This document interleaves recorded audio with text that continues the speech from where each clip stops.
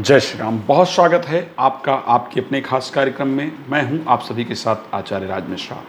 आज फिर एक महत्वपूर्ण जानकारी आप सभी के लिए लेकर के मैं हाजिर हूं। आप सभी को बताना चाहता हूं कि फिर से 10 जून 2021 को सूर्य ग्रहण पड़ने वाला है। अगर हम देखें पिछले वर्ष में भी जून का माह ऐसा था जब शायद 21 तारीख था जून के महीने का ही जब सूर्य ग्रहण पड़ा था, और शायद उसके प्रभाववश हम लोगों ने जो समय देखा वो बड़ा कष्टप्रद समय देखा है, बहुत अच्छा समय नहीं देखा है। इस वर्ष भी कुछ उसी प्रकार की परिस्थितियां और उससे भी कुछ ज़्यादा भयभीत कर देने वाली परिस्थितियां इस बार दिखाई दे रही हैं। 15 दिन के अंदर अभी हम लोगों ने 26 तारीख को चंद्र ग्रहण देखा है और फिर 10 जून को सूर्य ग्रहण पड़ने जा रहा है। खैर, सौभाग्य की बात इतनी रही, खुशी की बात इतनी रही कि ना तो चंद्र ग्रहण ने पूरे भारत देश को प्रभावित किया था और ना ही सूर्य ग्रहण का जो प्रभाव है वो पूरे भारत देश पर पड़ने वाला है। लेकिन फिर भी आप सभी को बताना चाहता हूँ कि 10 जून 2021 को दोपहर के समय 1:42 पर सूर्य ग्रहण प्रारंभ होगा और शाम को 6:41 तक इस सूर्य ग्रहण का जो प्रभाव है वो भारत समेत कई सारे देशों पर पड़ने वाला है।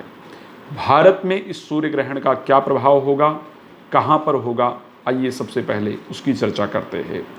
भारत में विशेष रूप से अरुणाचल प्रदेश पर इस ग्रहण का प्रभाव पड़ने वाला है। जम्मू कश्मीर में इस ग्रहण का प्रभाव पड़ने वाला है। भारत में अरुणाचल प्रदेश में इस ग्रहण का प्रभाव पड़ेगा और जम्मू कश्मीर में इस ग्रहण का विशेष प्रभाव जो है वो पड़ता हुआ नज़र आ रहा है। पूरे भारत में अगर देखा जाए तो पूरे भारत में इस ग्रहण का प्रभाव नहीं है। ये हमारे लिए सौभाग्य की बात है। जो पिछला समय रहा उसकी अपेक्षा अगर इस समय को लेकर के हम देखेंगे तो इस समय पड़े दो ग्रहण, लेकिन उसके साथ जो उनका प्रभाव रहा वो अलग अलग रहा। अब इस ग्रहण में बहुत ज़्यादा इस पर चर्चा नहीं है क्योंकि शास्त्रोक्त मत है कि जो 10% ग्रहण सिर्फ हो उस पर बहुत चर्चा करने की आवश्यकता नहीं है, लेकिन फिर भी ग्रहण है तो उसका प्रभाव हमारे जीवन पर पड़ेगा। ये ग्रहण वास्तविकता में कहाँ कहाँ दिखाई देगा, भारत के अतिरिक्त अगर हम देशों को लेकर के देखें तो किस किस देश में विशेष रूप से ये ग्रहण जो है वो विद्यमान होगा। सबसे पहले आपको बता दूँ, इस ग्रहण का जो सूतक होगा वो प्रातः 5:54 से प्रारंभ हो जाएगा। ध्यान रखिए, ग्रहण का सूतक प्रातः 5:54 से प्रारंभ हो जाएगा। भारत के अतिरिक्त अगर इस ग्रहण को लेकर के देखा जाए तो ये इटली, रोमानिया, सर्बिया, ग्रीस को छोड़ करके उत्तरी एशिया अगर देखा जाए, मतलब इन क्षेत्रों में भी दिखाई देगा, लेकिन कुछ कुछ क्षेत्रों को छोड़ करके चीन में दिखाई देगा, नेपाल में दिखाई देगा, उज्बेकिस्तान में दिखाई देगा, कजाकिस्तान के अंतर्गत ये ग्रहण दिखाई देगा, मंगोलिया में दिखाई देगा, रूस में दिखाई देगा, अमेरिका के अंतर्गत दिखाई देगा, कनाडा के अंतर्गत ये ग्रहण दिखाई देगा, अमेरिका, वाशिंगटन इत्यादि क्षेत्रों में ये ग्रहण दिखाई देगा, अटलांटिक महासागर में दिखाई देगा, न्यूयॉर्क में ये जो ग्रहण है ये आपका दिखाई देगा, टोरंटो में दिखाई देगा। तो ऐसे बहुत सारे क्षेत्र हैं जहाँ पर ये ग्रहण दिखाई देने वाला है। यदि आपके रिलेटिव रहते हैं या आप वहाँ रहते हैं जो हम लोगों के कार्यक्रम को देखते हैं तो आप प्लीज़ इस चीज़ को ध्यान से नोट कर लीजिए कि इस ग्रहण का जो समय इत्यादि है वो मैंने आपको बता दिया है।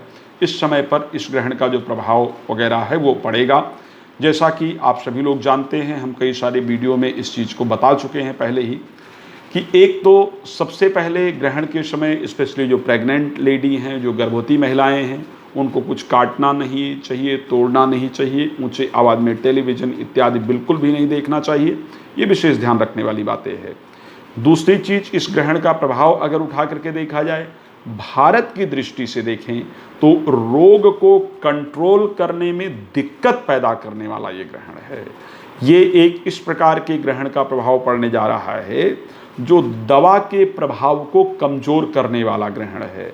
तो मैं आप सबसे कहना चाहूँगा, जो भी मेरे प्यारे दर्शक हैं जो इस कार्यक्रम को देख रहे हैं, जब ग्रहण का समय है या ग्रहण के दिन, जैसे जहाँ पर आप रहते हैं हो सकता है कि वहाँ पर ग्रहण का प्रभाव ना हो, उस दिन आपको एक विशेष कार्य जरूर करना है, वो ये है कि नहाने के पानी में गंगा जल डाल करके जरूर आपको स्नान करना है।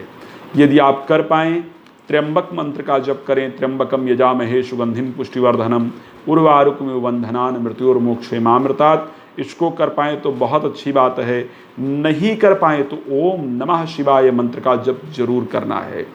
ग्रहण के अगले दिन 5 चीज़ें एक लोटे के अंतर्गत डाल करके, तांबे का, स्टील का या पीतल का पात्र लेकर के उसके अंदर काले तिल डालना है, गुड़ डालना है, कच्चा दूध डालना है, थोड़ा शहद डालना है और थोड़े चावल डालना है। 5 चीज़ें डाल करके सूर्य को जल जरूर अर्पण करना है। ये ध्यान रखिएगा, ये ग्रहण से होने वाले कष्ट से आपको बचाएगा और दवा इत्यादि का जो प्रभाव है वो आपके ऊपर पड़ेगा।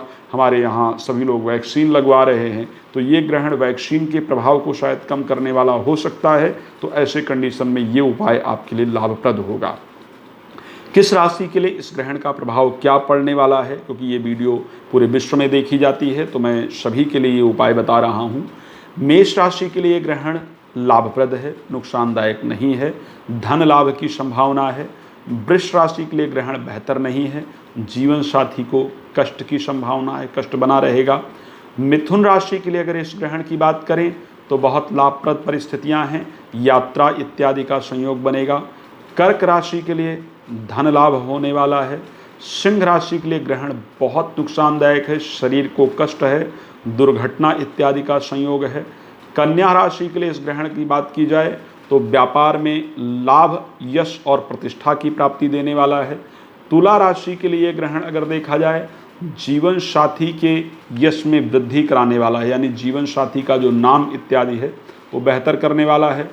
वृश्चिक राशि के लिए संतान का लाभ देने वाला, यानी संतान यदि नहीं है तो संतान की प्राप्ति हो सकती है। अगर हम धनु राशि के दर्शक को देखें, मानसिक चिंता और भय पैदा करेगा। मकर राशि के दर्शक को भी शारीरिक कष्ट है। कुंभ राशि के दर्शक को देखा जाए, जीवन साथी के साथ मनमुटाव और मतभेद का संयोग है। मीन राशि के दर्शक के लिए धन लाभ, यश, प्रतिष्ठा, नौकरी में पदोन्नति का संयोग दिखा रहा है। तो इस प्रकार ये ग्रहण का जो प्रभाव है वो आप सभी पर पड़ने वाला है। पर ध्यान रखिए, ग्रहण के समय घर से बाहर निकलना बेहतर नहीं है। तो इन सभी चीज़ों का ध्यान रखते हुए आप लोग समय व्यतीत करेंगे। निश्चित रूप से परमात्मा के आशीर्वाद से हम बड़े बड़े संघर्ष से अपने आप को बाहर निकाल करके लेके आए हैं, तो इससे भी आप लोग बाहर निकल करके आएंगे। परमात्मा का आशीर्वाद आप सभी पर बना रहेगा। यही मेरी आप सभी के लिए परमात्मा से प्रार्थना है। आप सभी को शुभकामना है, आप सभी का जीवन सुख समृद्धियों से परिपूर्ण हो। आइए इन्हीं शब्दों के साथ अपने कार्यक्रम को यहाँ पर विराम देता हूँ। जय श्री राम, बहुत धन्यवाद।